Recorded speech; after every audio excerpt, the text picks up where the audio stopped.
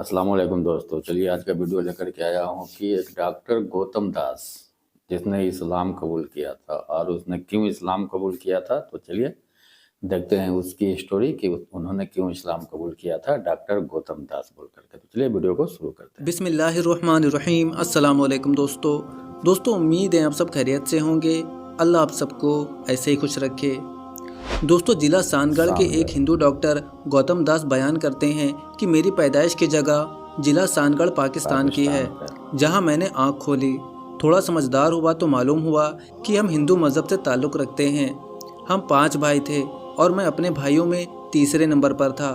घर पर सबसे ज़्यादा मजहबी मैं ही था। हमारे यहाँ गांव में हिंदुओं के अलावा मुसलमान भी आबाद थे। मैं एक कट्टर हिंदू था और मुझे मुसलमानों से सख्त नफ़रत थी। मैं गोश्त नहीं खाता था और हर उस चीज़ से नफ़रत मेरी घुट्टी में शामिल हो गई जो मुसलमानों को मरगूब थी। मैं बाकायदा अपने हिंदू दोस्त इकट्ठे करता और हफ्ते में हम 2 बार खूब एहतमाम के साथ मंदिर जाया करते। इसी दौरान मैंने गवर्नमेंट हाई स्कूल सानगढ़ से मैट्रिक कर लिया। मैट्रिक में अच्छे नंबर हासिल हुए तो हैदराबाद के एक कॉलेज में दाखिला मिल गया।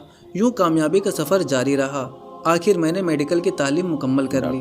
पढ़ाई के मज़ीद 5 साल मुकम्मल करके मैं जाम शोरूम में हाउस जॉब करने लगा। वालिद साहब की वफ़ात के बाद मैंने गांव में क्लिनिक खोलने का फ़ैसला कर लिया। इसी दौरान मेरा एक दोस्त एक दिन मेरे पास आया और कहा कि कराची में हमराज क्लब के अस्पताल में मुलाजमतें मौजूद हैं, तुम भी साथ चलकर किस्मत आजमाओ। मैंने इनकार किया, मगर दोस्त का इसरार इतना बढ़ा कि मैं इनकार न कर सका और कराची पहुंच गया। यहाँ दोस्तों ने मेरा फॉर्म भी भरकर जमा करा दिया। मैंने एहतजाज किया कि मैं गांव में क्लिनिक खोलना चाहता हूँ, लेकिन उन्होंने मेरी एक ना मानी। दरख्वास्त जमा करवाने वालों की तादाद अच्छी खासी थी।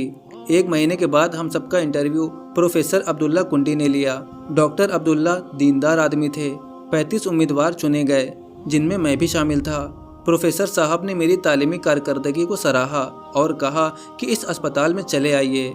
मैंने इनकार करते हुए कहा कि मैं गांव में क्लिनिक खोलना चाहता हूं, लिहाजा आने का सवाल ही नहीं पैदा होता। दूसरा मसला ये है कि मैं कहाँ रहूँगा। ये तो दोस्तों ने फॉर्म ज़बरदस्ती जमा करा दिया था, वरना मेरा कोई इरादा नहीं था।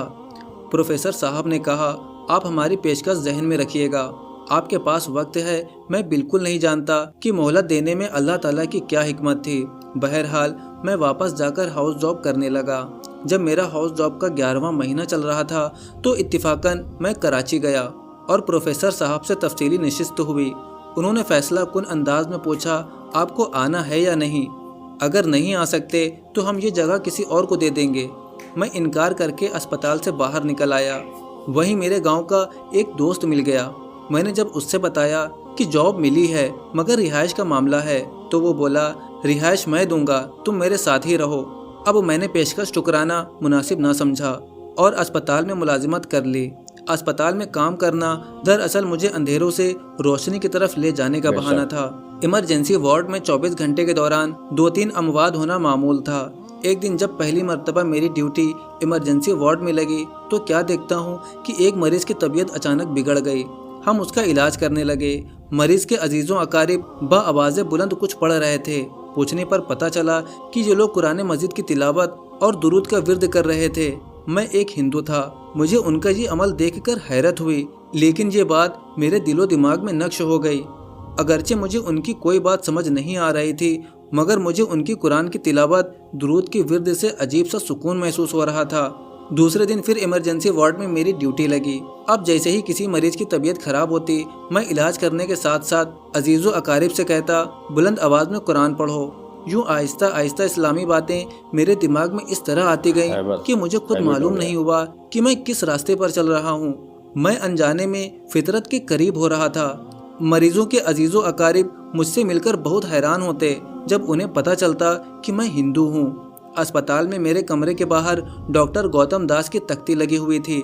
जब वो अपने मरीज की खैरियत दरियाफ्त करते तो मैं कहता, इंशाअल्लाह अल्लाह बहुत जल्द शिफा अता फरमाएंगे। तुम कुरान पढ़ो और मरीज के लिए दुआ करो, अल्लाह ताला सब ठीक कर देगा। मुझे खुद भी मालूम नहीं था कि अब मैं दौरान गुफ्तगू अल्लाह का नाम बार बार क्यों लेता हूँ।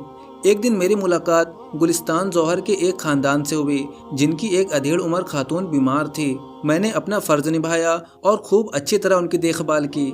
मरीज के साथ शफकत देखकर उन्होंने कुछ अरसा बाद मुझे घर आने की दावत दी اور यूं ये सिलसिला चल निकला। जब उस घर में आना जाना शुरू हुआ तो देखा कि जैसे ही नमाज का वक्त होता घर के अफराद सारे काम छोड़कर नमाज पढ़ने लगते। ये बात मुझे अजीब लगी।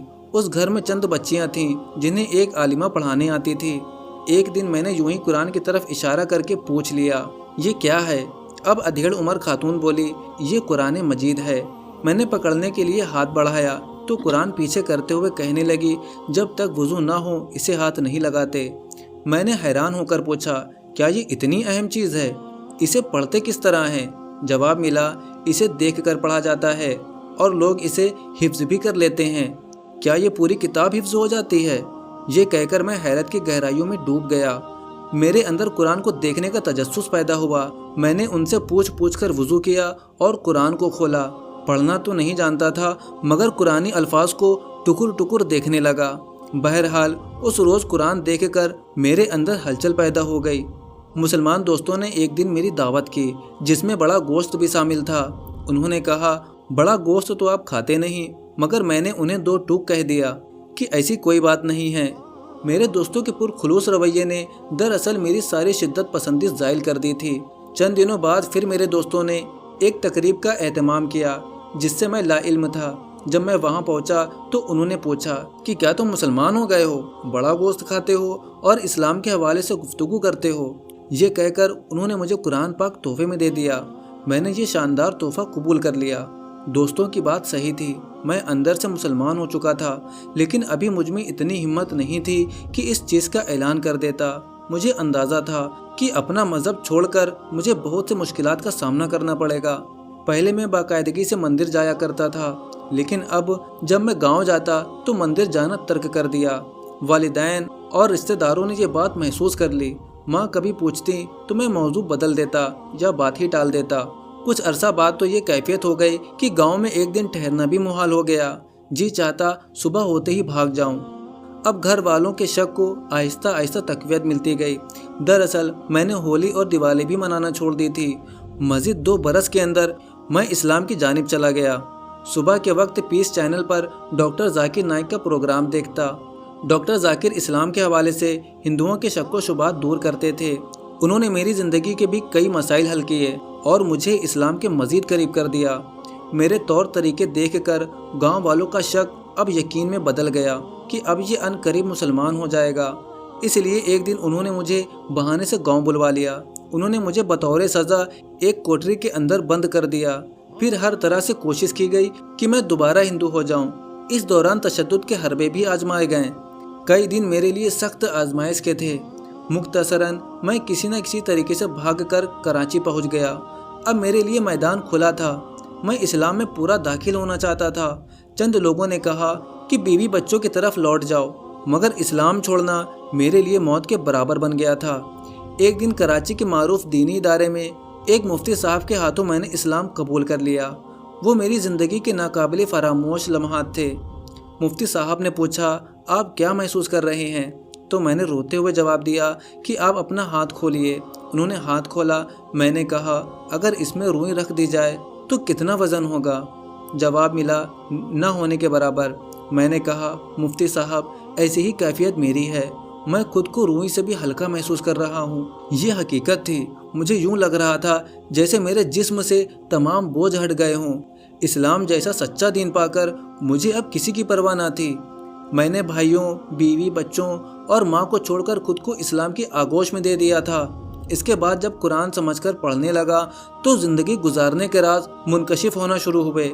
आज मैं माजी पर नज़र डालूं तो हैरानी होती है कि कैसे अल्लाह ताला ने अपने ख़ास करम से मुझे मोहम्मद सल्लल्लाहु अलैहि वसल्लम की प्यारी उम्मत में शामिल फरमा दिया। ये तो अल्लाह ताला का ख़ास करम है जो किसी किसी को नसीब होता है। मुसलमानों से मेरी यही दरख्वास्त है कि खुदारा इस्लाम को विरासत में मिली शय समझकर इसकी नाकदरी ना करें। अपने आमाल और अखलाक इस्लाम के साँचे में ढालें। ये इस्लाम अगर कुरान और हदीस के ज़रिए महफूज ना होता तो आज तबाही और बर्बादी तुम्हारा मुकद्दर होती। अल्लाह सुब्हान व तआला से दुआ है कि अल्लाह ताला हर मुसलमान को ठीक ठीक तरीके से इस्लाम के उसूलों पर चलने की तौफीक अता फरमाए। आमीन सुम्मा आमीन। रुकिए रुकिए, कहाँ जा रहे हैं? इतनी भी जल्दी क्या है? बात तो सुनते जाइए। दोस्तों क्या आप भी अपने फाइनेंशियल इशू से जूझ रहे हैं और अपनी फैमिली को सपोर्ट करना चाहते हैं और इस ज़िंदगी में